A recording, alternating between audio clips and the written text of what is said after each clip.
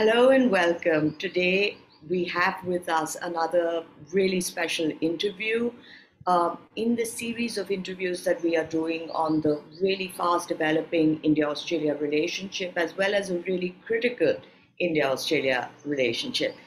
We have with us today Professor Supriya Singh, who is an author and sociologist working to understand uh, the, the interactions of financial security and gender dynamics in Indian migrant families in Australia. She has worked on a broad spectrum of issues to also understand domestic economic abuse in Australia. Her research aims to understand the violence rendered through exploitation of financial means and how women in these families are subjected to this kind of economic abuse.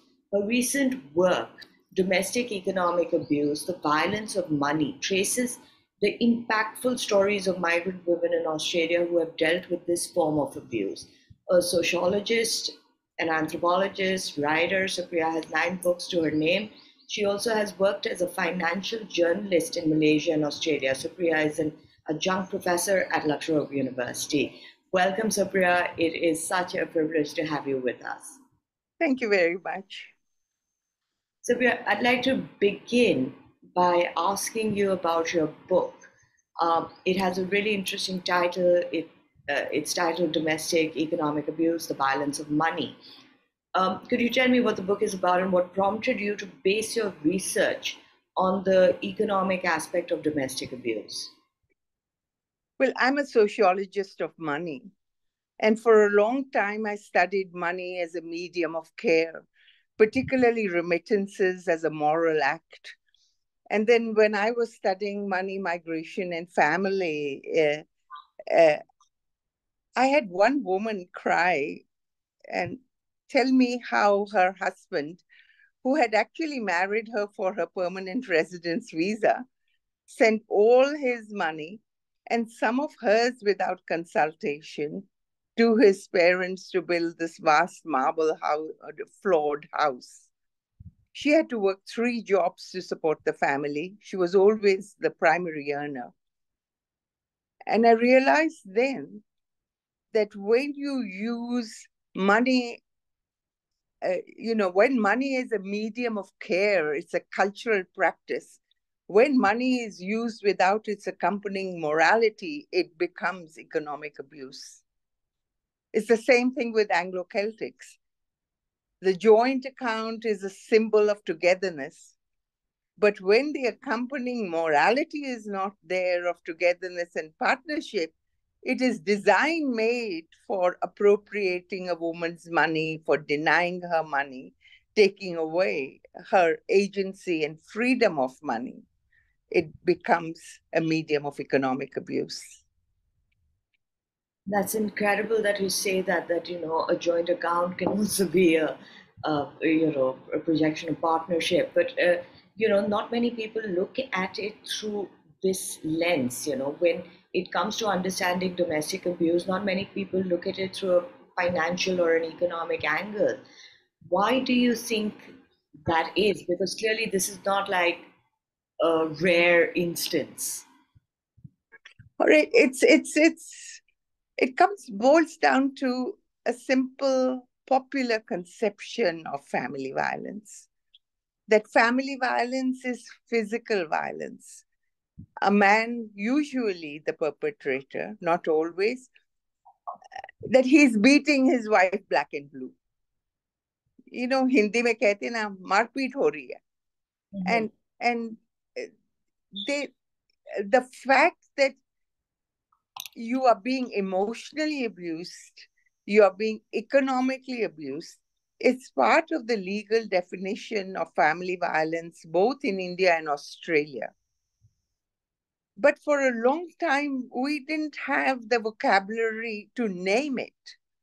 So in my interviews, I found nearly all the women who had experienced economic abuse only understood it as abuse after they left the marriage.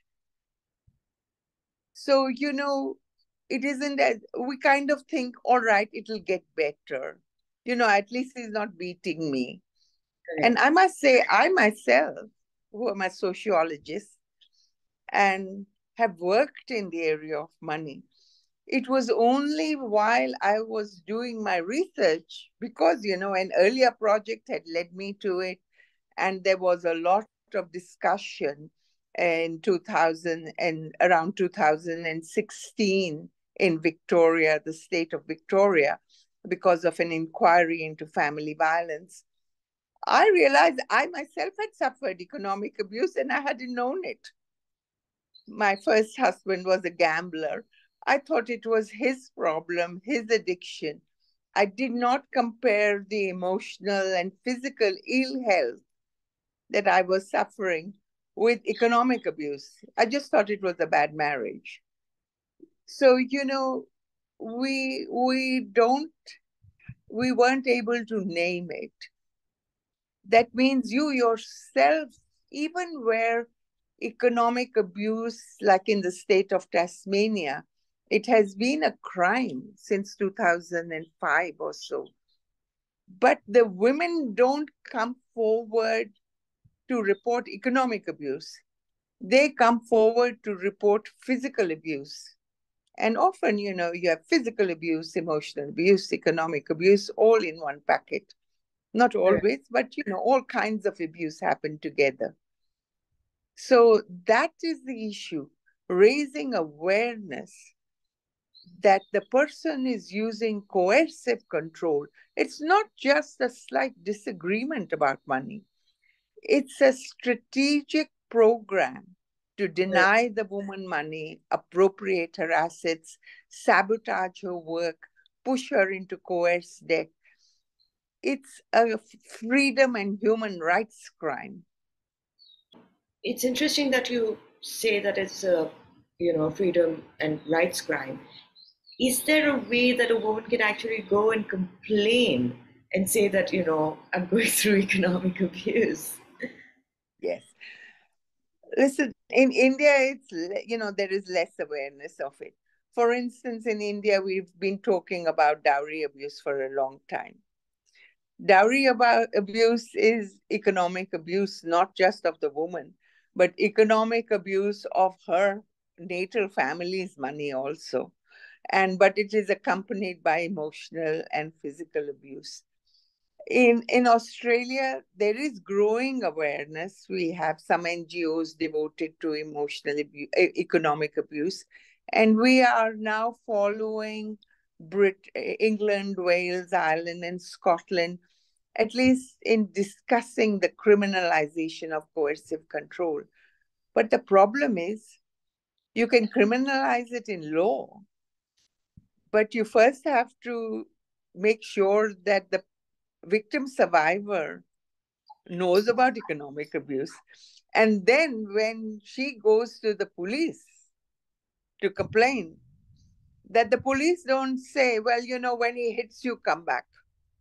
Yeah. So the police have to be trained and the service providers have to be trained. They themselves sometimes don't understand the cultural practices of money. For instance, remittances as a medium of economic abuse has seldom been studied. I myself used to send money home, and I thought it was a moral act. I was a filial daughter. My boast about it. She was a good mother to have raised a daughter like me. And it was very difficult to see that remittances, you can be a good son, but you can be an abusive husband. How do you balance the two? Sending money home is not bad, but you have to do it with consultation. If you push your wife and children into poverty while being a good son, you are abusive in your own marriage. It's a Absolutely. difficult idea to comprehend. The morality of being a good son has to be balanced with the morality of being a good husband and father. Absolutely. Um, you've had a lot of experience in Malaysia, you've had a lot of experience in Australia. How have these experiences contributed to your writing on this subject? Malaysia was a little bit like India in our cultural values of family and money. The culture of Malays, Chinese, and Indians, we're family conscious people with extended families, often joint family living, uh, reverence for the older people. All of us send money home. It's part of the global South. But Australia was a bit of a challenge. I remember when I was doing my PhD at La Trobe University, a few years only after I arrived, I had interviewed the son and daughter in law in a very salubrious suburb. They had a 3-bedroom house with a swimming pool and all that. Then I went and interviewed the mother, and she was living in a small house, what we call a housing commission house, which is subsidized housing, small house. She was managing, but obviously not as well off as the son. So I didn't think that I was being Indian, but I asked her, doesn't your son give you money? And she was taken aback. She said, no, no, no, I can manage. I can manage independently. He has his own issues. He has to deal with his own mortgage, everything. And no, I can manage. I came back actually horrified and pretty judgmental that this was a bad son. And I told my son, who was just going to university at that time, that when you grow up and get married, and you want, and I'm older, and you want to give me money, remember, I'll be delighted to accept the money. I thought I'd brought my son into this strange country where the son is better off than the mother. That was immoral in my eyes. It took me a while to understand that there are different cultural practices of money. In India, we give shagan. Money is a gift, a medium of gift, the preferred medium of gift at some points. In Australia, gift was seen as an insensitive thing. A grandmother could give it to a granddaughter. It's changing a bit now, but it was better to give a thoughtful present than just pure cash. And the way a son expressed care to that mother was that he looked after the guttering, he did the lawn, he took his mother to hospital, to shopping. It was not through money. And of course, there was a social security buffer. But that buffer only gives you essential expenses, no luxuries. So it took me a while that, we all deal with money and care in different ways. Yeah. That was a very big learning experience. You have a very interesting journey, Professor Singh. Yes, it is. You've obviously, learned so much through your time and observation focus on the subject. But, you have also been a migrant yourself, and you have written on this topic that impacts migrant women a lot clearly. How do you assess the situation of domestic abuse, economic abuse, gender dynamics in the Indian migrant communities in Australia today? It's in the Indian migrant community, but some things, all right, some things are same for everybody, whatever be your culture.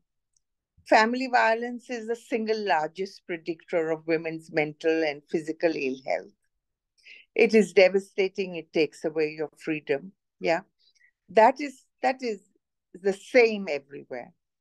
The way it happens is different. Like in Australia, in the Indian community, it will happen. Economic abuse will happen through remittances, dowry. In the Anglo-Celtic community, it will happen through joint accounts. It'll take a different shape. Where the migrant woman is particularly vulnerable is the loneliness of migration. I mean, it's not a one-off thing. Even now, I'm in India, and I came to India, and people said, "Why are you going to India again? You were there 6 months ago." I said, "I'm feeling a little bit lonely. Lonely for family, lonely for extended family, lonely for my friends from university, It was like I wanted to complete the circle. So, especially the new migrant woman, who often, at least half the Indian women I interviewed, were the main earners in their families now. They were the ones with better education, with professional, managerial experience in India. They come to India, they come to Australia, and then they find that they cannot move laterally in their jobs because sometimes the degree is not recognized. Sometimes they don't have the references or the networks to get into their field.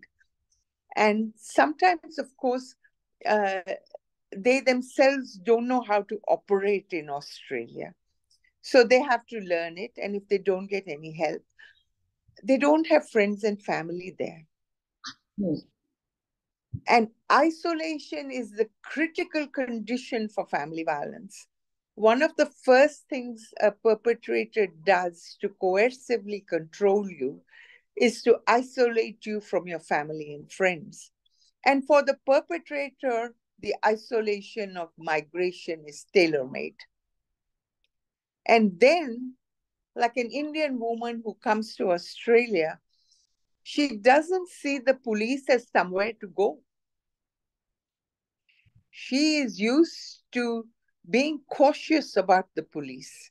She does not see the courts as somewhere to go because the courts in family violence in India, their first reaction is adjust karo, let's get the family going again. And also the services in Australia that are available, if she does not know them, she does not know that she can seek help. And often, and what we are trying to do in Australia is to make the community better educated and aware so that the woman has community support. I asked women when they came, I said, you were suffering so badly. You go to the Gurdwara, didn't you tell anybody about it? She said, whom could I tell? If I told anybody in the community, they all knew him. And they would say, what a stunning young man he is. I asked the Gurdwara Granthis, I said, people come and bow before the Guru Granth Sahib in the Gurdwara, and they are abusing their wives. And religious organizations, all kinds of religious organizations, still have to be educated to recognize that family violence is a social problem. In Victoria, in Australia, we see it as the single largest law and order problem. They still see it as a private matter. I mean, they are being educated. But people are loath to talk about it. So you need that community support. You need to know there is somewhere to go. You need to know that there is somewhere to stay. And the policy frameworks are adjusting to that. But it is the isolation and lack of cultural knowledge in Australia that makes a migrant woman very vulnerable. Fascinating. But these challenges that these women face when it comes to legal and social assistance also might be heightened because of the limitations of access to money. Um, how would you see this? A lot of people, like you said, Well, we have women nowadays who come in who are educated, but I suppose I'm assuming that there are that many women that are possibly not that educated or not that confident in going out and seeking help or figuring out the finances to seek that help. yes, not just the finances to seek the help, but in order to make a decision to leave, how do you support yourself? And if you have children, then the decision to leave has to be balanced against the threat of poverty, homelessness, for your children also. Uh, uh, and it's not just that the woman doesn't have a paid job. In economic abuse, you see, it's a man who's controlling the money. And And what I'm saying, not controlling in that he is managing the money, that is sometimes a decision that the husband and wife or the partners make for themselves. One person manages it. But unless there's consultation and a shared enterprise there, then if the one person is controlling the money to deny you want money, and that is economic abuse. So in economic abuse in every culture, the woman doesn't have much money. But if she has a paid job, she can start again. If she doesn't have a paid job and she doesn't have the education to seek a paid job, then she is in dire trouble. Then you see, she in India too, when she leaves, if the family is supportive of her, she has somewhere to go. I must say, I was very impressed. It goes against all stereotypes. The women, it is true, are sometimes embarrassed and a little bit ashamed that how did a professional educated woman, I mean, I was too, how did a professional educated woman, a global woman with global education, find herself in such a strange position? So you're embarrassed. Sometimes they don't want to hurt their parents. So sometimes they don't tell their parents. But the women I interviewed, the Indian women, every time they told the parents, the immediate reaction was, I'm sending you a ticket, you come home. Wow. Even when the woman went home, the man would say, oh, I love you, I'm not going to do this again. It's part of family violence, I'm going to be great. And then the woman also wants to feel that maybe she has a chance to make a relationship. The woman who comes back. So I must say this family support, at least in this present generation of women that I've been interviewing in India, is very good. But the parents are in India and the woman is in Australia. So it is that's heartbreaking. That's heartwarming to know that there is so much of support from parents now, because this is contrary to the belief. Yes. I think that at least would encourage many women who live away, who are isolated, to at least reach out for some help. But as we are running short of time, let me come to my last question. How do you think the different cultures of India and Australia can be finally brought together to address these issues, which are obviously fairly common and resonate with both cultures? Yes, I belong to a new organization we have set up because of some of the problems of service providers. It's called the Multicultural Women's Alliance Against Family Violence, because we think that what we need across cultures is culturally sensitive services in your own language, especially if you're suffering family violence.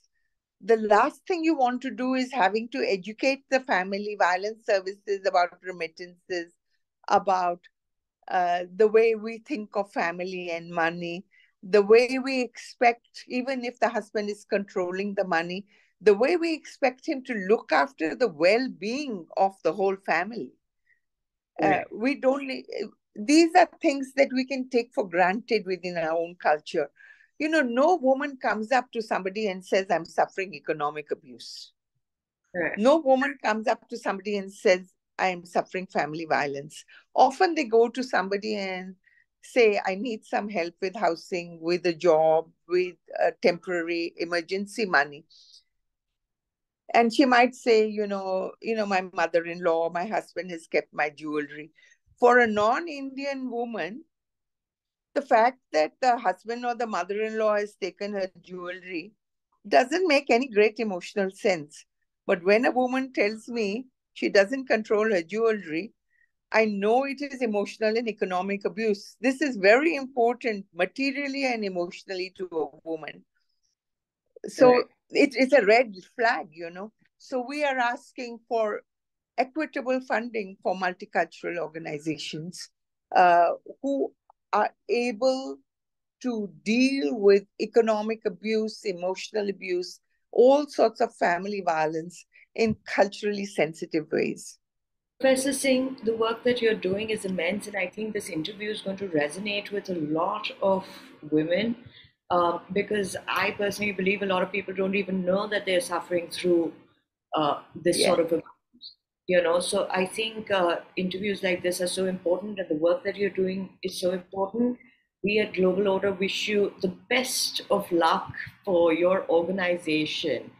And we also hope to have you again to have a longer discussion on this topic. Thank you so Thank much you for. very much. And thank you for raising awareness of it, We need to talk about this. Thank you. Thank you, Professor Singh.